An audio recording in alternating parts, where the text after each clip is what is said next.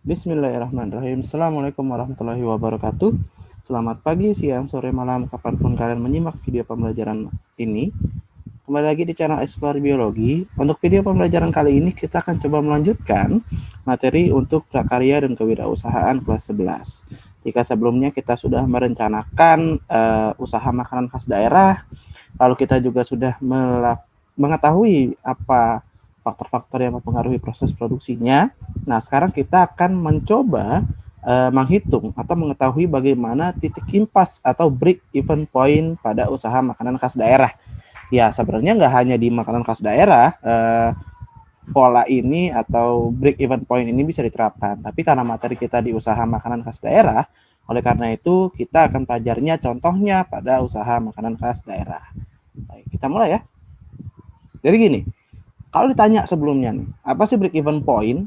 Nah, break even point itu secara arti bisa dibilang sebagai suatu titik atau keadaan di mana perusahaan dalam operasinya, nah, ada dua indikator ya.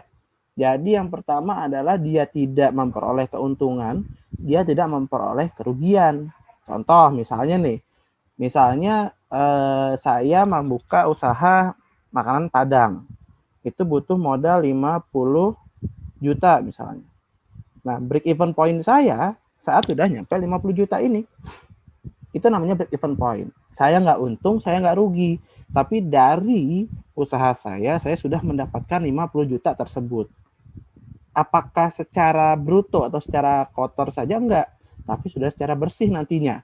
Sudah dipotong untuk operasional harian, sudah dipotong untuk belanja bahan, seperti itu ya. Nah, 50 juta ini adalah break even point saya.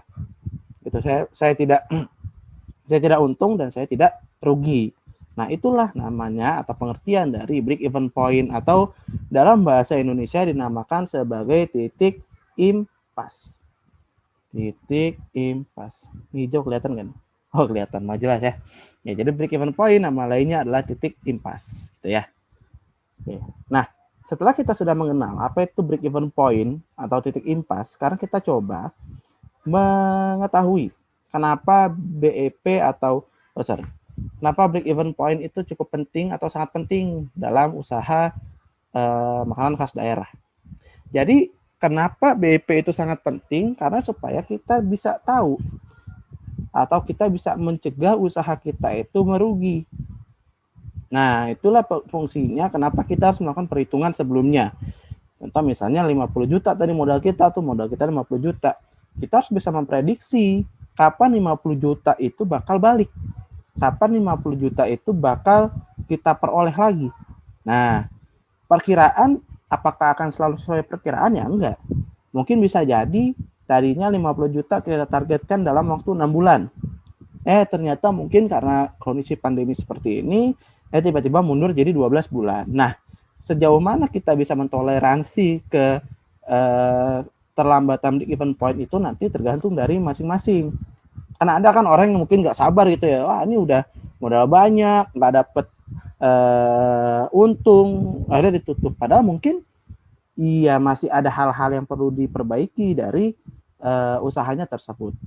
Nah, balik lagi, manfaat dari break even point adalah yang pertama, alat perencanaan untuk menghasilkan laba. Nah, ini biar kita tahu kapan kita sudah mulai untung dan kita bisa mempergunakan keuntungan tersebut.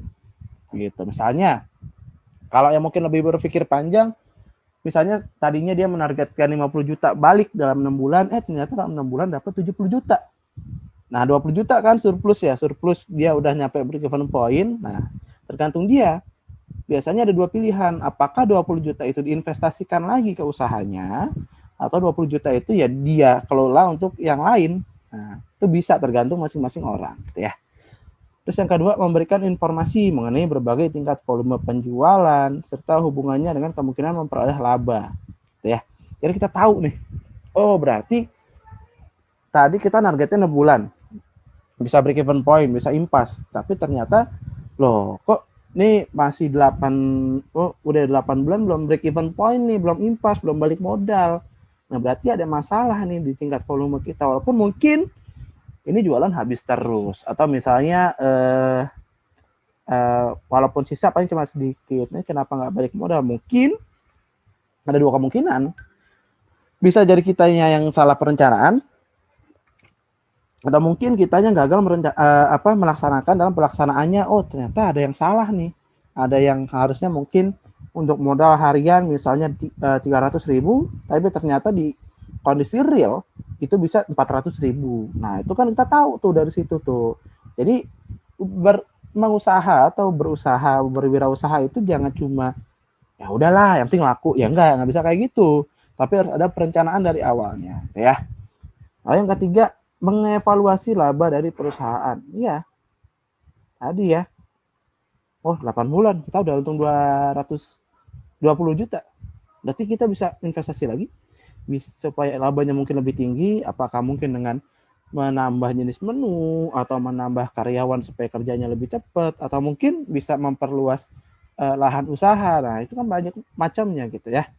Dan yang keempat, mengganti sistem laporan yang tebal dengan grafik yang mudah dibaca dan mengerti. Iya, kalau dulu orang tuh bikin laporan keuangan tebal banget, sekarang enggak, cukup bikin grafik aja. Contoh misalnya hari ini habis berapa, hari ini misalnya gini, secara kasarnya kita coba gambar grafik ya. Ini grafik misalnya hari ini penjualan di titik sini nih, dan ini ini pendapatan. Misalnya supaya kita bisa untung, kita harus lewatin bentar, saya ganti warnanya dulu biar lebih kelihatan lah. Misalnya ini adalah titik modal ya, saya kasih garis modal. Nah, ini titik modal. Terus kita mau mengetahui nih harian kita dapatnya berapa. Nah, contoh misalnya hari pertama dapatnya segini. Ternyata hari kedua cuma segini. Terus ke sini. Nah, ini kan namanya grafik. Ya kan? Nah, kita bisa bikin grafiknya. Nah, tuh, gitu kan. Oh, berarti penjualan kita fluktuatif nih. Kadang-kadang lebih dari modal, kadang-kadang juga bisa di bawah modal. Nah, berarti kita bisa mengganti laporannya tadi dan kita bisa mengevaluasi. Oh, berarti mungkin apakah selera masyarakat kita nggak cocok sama makanan kita? Berarti apakah kayak gitu kita coba bikin menu baru, atau misalnya kita coba menambah porsi, ya kita kan nggak tahu ya, itu kan tergantung masing-masing gitu ya. Tapi ini adalah beberapa manfaat break even point, kita tahu titik impas tersebut gitu ya. Nah, selanjutnya bagaimana menetapkan harga jual? Strateginya adalah kita harus melakukan perhitungan yang matang. Jangan sampai kita jual justru rugi, justru nggak dapat cuan, justru nggak untung. Modalnya 3.000, ternyata kita jual malah 2.500 karena ingin dapat pelanggan yang banyak. Ya buat apa pelanggan yang banyak kalau misalnya ya kita nggak dapat untung? Kan tujuan akhir dari berwirausaha itu kan dapat untung, ya nggak merugi gitu kan. Nah, strateginya beberapa nih. Yang pertama, kita harus lihat pelanggannya. Iya dong, pastikan harga jual itu bisa terima dulu, benar. Misalnya, kenapa misalnya mungkin bagi beberapa orang dia heran ya, ini gado-gado di pinggir jalan 15.000 udah banyak, di mall 35.000 udah sedikit, rasanya juga pas-pasan mungkin, kenapa masih ada yang beli ya? Ya karena pelanggannya mau beli, karena yang disasar oleh penjual di mall 35.000 itu bukan kamu yang 15.000 udah puas gitu loh, tapi orang-orang yang mungkin mereka ingin lingkungan makannya seperti itu gitu kan, atau mungkin mereka ingin situasi sekitarnya lebih tenang atau bagaimana, yang mereka sasar yang itu, yang mereka yang membeli pun bisa menerima harga segitu ya. Jadi nggak usah terlalu diheran ya, kenapa sih orang mau aja beli gado-gado di mall 35.000. Iya, mereka maunya kayak gitu dan laku kan. Nah, terus yang kedua apalagi, pesaing. Ya, harga saing juga harus dilihat ya.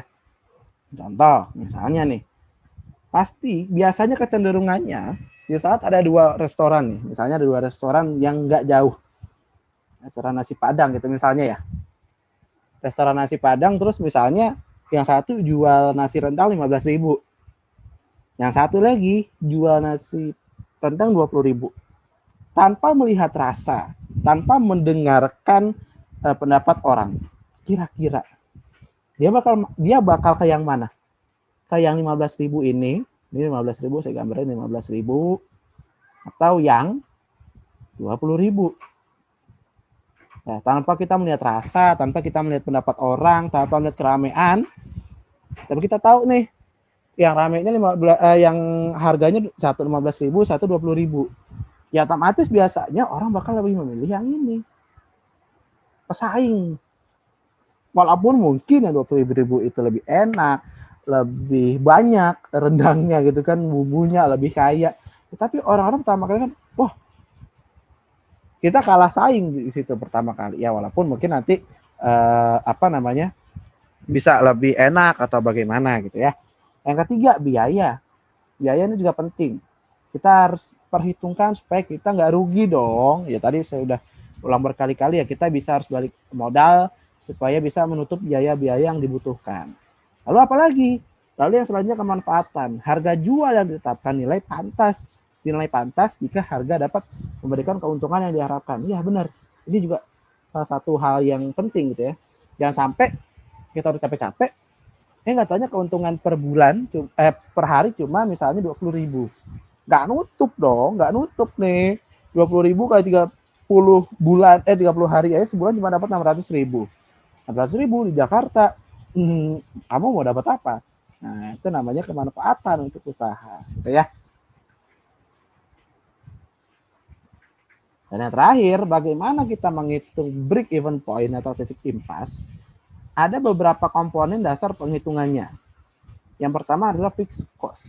Fixed cost ini artinya adalah biaya yang tetap nggak bisa berubah dan itu akan selalu ada walaupun misalnya kita nggak jualan, walaupun misalnya warung kita lagi tutup, walaupun misalnya produksi kita lagi nggak ada. Apa tuh? Misalnya tenaga kerja. Ya, ini yang kayak sekarang nih, lagi pandemi kayak gini nih, jadi semacam problematika tersendiri ya. Warungnya tutup, nggak boleh dine in gitu kan ya, boleh take away doang, otomatis kan pekerja yang banyak ini masih diapain? Kalau langsung di PHK kan ya kasihan juga dong. Toh sebelumnya mereka berkontribusi besar juga sama usaha gitu kan. Tapi ternyata ya memang itu jadi sebuah problematika tersendiri pas pandemi gitu ya. Dan itu karena kenapa? Karena itu adalah biaya tetap fixed cost. Karena kita sudah memutuskan mengambil mereka sebagai karyawan, ya otomatis kita harus membayar walaupun tidak ada produksi. Kecuali mungkin ada yang memang sistem penggajiannya dibayarnya mungkin per hari gitu, ada kan yang orang kerja kayak gitu ya. Oh ya udah kamu saya bayar 50.000 per hari gitu ya. Tapi kalau misalnya cuma saat penjualan aja, walaupun mungkin secara tenaga kerja, undang-undang tenaga kerja mungkin bisa dilihat lagi gitu kan, yang lagi ramai sekarang. Yang kedua biaya penyusutan mesin dan lain-lain. Yang kedua apalagi? Yang kedua adalah variable cost. Apa itu variable cost? Komponen ini adalah biaya per unit yang sifatnya dinamis, tergantung dari tindakan volume produksinya. Gini contoh, awalnya nih kita bikin 50 porsi nasi rendang. Dengan 50 porsi nasi rendang kita cuma butuh misal 3 liter beras dan 1 atau 3 kilogram daging. Ini misal ya. Ternyata usaha kita berkembang. Ya otomatis kita naikkan lagi. Dan saya jadi 75 porsi nasi rendang. Nasinya otomatis tambah dong. Jadi 4 liter berasnya. Terus dagingnya jadi 4 kilogram. Nah itu yang namanya variable cost. Itu akan sangat tergantung sama yang namanya produksi kita. Seberapa banyak produksi yang kita lakukan. Seperti itu ya. Dan yang terakhir adalah selling price. Selling price itu artinya adalah komponen harga jual per unit. Itu penting. Jadi kita bisa tentuin tuh, oh misalnya harga jualnya 10.000. Terus buat dapat break even point kita modalnya 50 juta. Ya bisa dihitung tuh. Saya sehari lakunya 50, dapat 500.000. Terus nanti dipotong sama fixed cost, dipotong variable cost gitu kan. Nah, kayak gini deh, saya coba tuliskan ya contohnya. Misal nih, selling price-nya adalah 10.000. Nah, dalam sehari dia misalnya laku 50 porsi. Nah, jadi sehari dia dapat 500.000. Kan? Nah, ini adalah selling price. Nih, saya tulisin ya. Ini adalah selling price-nya. Jadi sehari dia dapat 500.000. Nah, itu belum dikurangi sama fixed cost. Nah, ini nantinya akan dikurangi sama fixed cost-nya dulu. Nah, misalnya fixed cost-nya sehari, ini kan sehari ya. Saya fixed cost-nya satu hari itu 150.000. Nah, ini fixed cost nih. Ini adalah fixed cost. Nah, saya tulisin lagi. Fixed cost. Nah, sisa berapa? 3,5 kan? Nah, apakah itu yang bisa kita hitung buat break even point? Belum. Yang kita hitung lagi, kita belum hitung variable cost. Variable cost kita hitung lagi. Misalnya dari variable cost itu totalnya 200.000. 200.000. Nah, ini misalnya variable cost-nya segini. Ya udah, variable cost. Nah, bisa dihitung tinggal tuh. Berarti kan 50.000 dikurang 150 dikurang 200 misalnya jadinya 100. Ya, semoga masih terlihat ya, 150.000. Nah, ternyata modal kita berapa? Modal kita 50 juta. Nah, kalau ini sehari kita untungnya segini nih, 150.000. Nah, tinggal dihitung kita bisa break even point-nya berapa. Nah, kita misalnya 50 dibagi 150.000. Nah, tinggal dihitung deh apakah misal ya, ini misal jadi 100 hari kah atau berapa. Nah, itu contoh cara menghitung break even point yang paling mudah. Tapi nantinya kan harus ada lebih detail lagi, misalnya fixed cost-nya apa aja, variable cost-nya apa aja, dan berapa aja. Detailnya itu harus ada. Seperti itu. Oke? Semoga cukup menggambarkan tentang break even point, tentang titik impas yang sering jadi pertanyaan bagi beberapa wirausahawan pemula gitu kan ya. Oke, untuk video kali ini cukup sampai situ saja. Semoga video ini bisa bermanfaat dan memberikan ilmu untuk kalian. Jika dirasa bermanfaat, bisa di-share ke teman-teman untuk mengikuti video ini juga. Jangan lupa subscribe jika memang dirasa bermanfaat. Di video selanjutnya kita akan melanjutkan tentang promosi produksi hasil usaha makanan khas daerah. Nah, bagaimana sih promosinya sebenarnya? Nantikan di video selanjutnya ya. Maaf jika ada salah kata. Sekian. Sampai berjumpa di video selanjutnya. Wassalamualaikum warahmatullahi wabarakatuh.